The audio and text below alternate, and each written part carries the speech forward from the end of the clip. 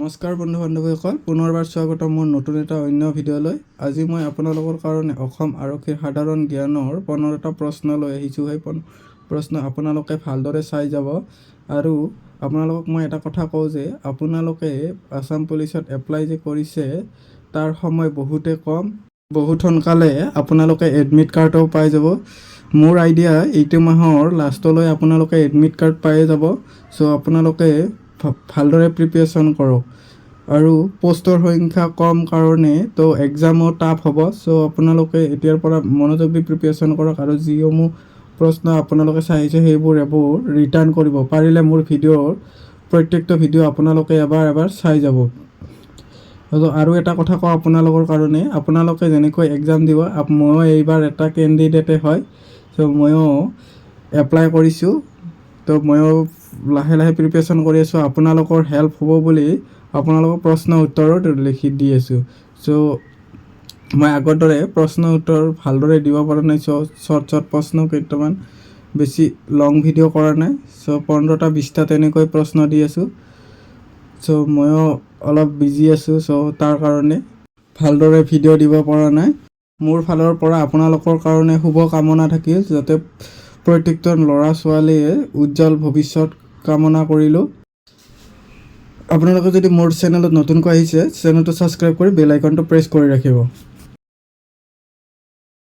আজিৰ প্ৰথম প্ৰশ্নটো হৈছে, অসমৰ কোনে চিপাহী বিদ্ৰোহ আৰম্ভ কৰিছিল? উত্তৰ, মণিৰাম দেৱানে। বন্ধুসকল, অসমৰ মণিৰাম দেৱানে চিপাহী বিদ্ৰোহ আৰম্ভ কৰিছিল।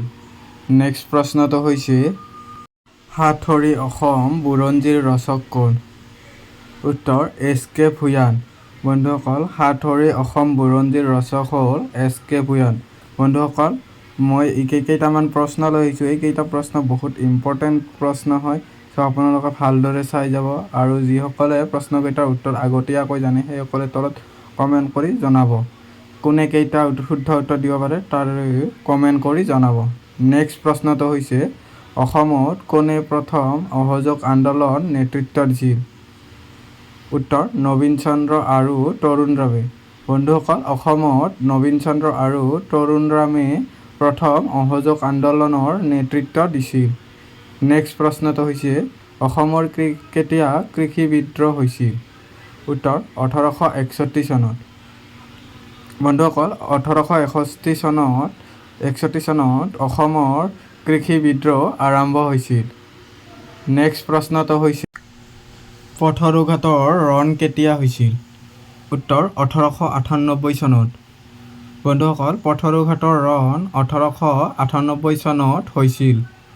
নেক্সট প্ৰশ্নটো হৈছে, অসমৰ স্বাধীনতা আন্দোলনৰ প্ৰথম শ্বহীদ কোন আছিল? উত্তৰ, পিয়লি ফুকন।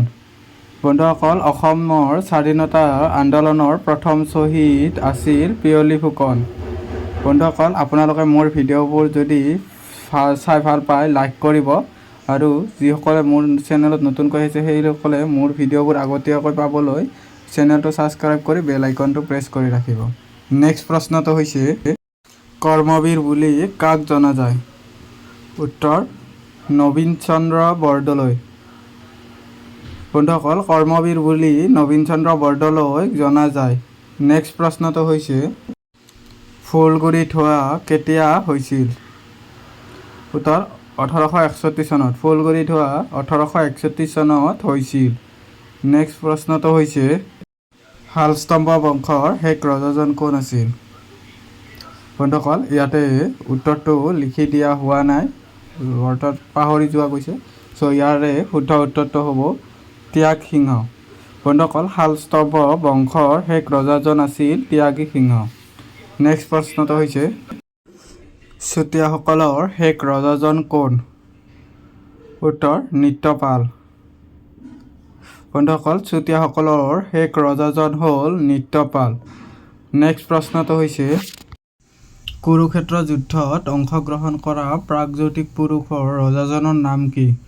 উত্তৰ, ভগদত্ত। বন্ধুসকল, কুৰুক্ষেত্ৰ যুদ্ধত অংশগ্ৰহণ কৰা প্ৰাগজ্যোতিষ পুৰুষ ৰজাজনৰ নাম হ'ল ভগদত্ত। বন্ধুসকল, আপোনালোকে প্ৰশ্নকেইটা ভালদৰে মনত ৰাখিব। বহুত ইম্পৰ্টেণ্ট প্ৰশ্ন হয়। চ' আপোনালোকে ভালদৰে মনত ৰাখিব। নেক্সট প্ৰশ্নটো হৈছে কামৰূপ ৰাজ্যত বৰ্মন বংশৰ প্ৰতিষ্ঠাতা কোন? উত্তৰ পক্ষ বৰ্মন। বন্ধুসকল, কামৰূপ ৰাজ্যত বৰ্মন বংশৰ প্ৰতিষ্ঠাতা হ'ল পক্ষ বৰ্মন। নেক্সট ভিডিঅ'ৰ প্ৰশ্নটো হৈছে পুৰণি কামৰূপৰ 4 ভাগ কি কি? উত্তৰ 1 নম্বৰ ৰত্নপীঠ, 2 নম্বৰ কামপীঠ, 3 নম্বৰ স্বৰ্ণপীঠ আৰু 4 নম্বৰ সমৰপীঠ। বন্ধুসকল, পুৰণি কামৰূপৰ 4 ভাগ হ'ল ৰত্নপীঠ, কামপীঠ, স্বৰ্ণপীঠ আৰু সমৰপীঠ। নেক্সট প্ৰশ্নটো হৈছে 14 নম্বৰ আহোমসকলৰ ভাষাত অসমৰ নাম কি? উত্তৰ আহোমসকলৰ ভাষাত অসমৰ নাম কি আছিল? উত্তৰ মংডুনডুন খাম। বন্ধুসকল, আহোমসকলৰ ভাষাত মংডুনডুন খাম আছিল অসমৰ নাম। নেক্সট প্ৰশ্নটো হৈছে আহোমসকলক কেতিয়া অসমলৈ আহিছিল? উত্তৰ 1228 খ্ৰীষ্টাব্দত। বন্ধুসকল, আহোমসকল 1228 খ্ৰীষ্টাব্দত অসমলৈ আহিছিল। নেক্সট প্ৰশ্নটো হৈছে বন্ধুসকল, আপোনালোকে এই প্ৰশ্নটোৰ উত্তৰ তলত কমেণ্ট কৰি জনাব। আহোম ৰাজ্যক কোনে প্ৰতিষ্ঠা কৰিছিল? ইয়াৰ উত্তৰটো আপোনালোকে তলত কমেণ্ট কৰি জনাব। আৰু যিকেইটা প্ৰশ্ন দিয়া হৈছিল, অৰ্থাৎ 15টা প্ৰশ্ন দিয়া হৈছিল, তাৰে কেইটা শুদ্ধ উত্তৰ দিলে সেইটো আপোনালোকে তলত কমেণ্ট কৰি জনাব।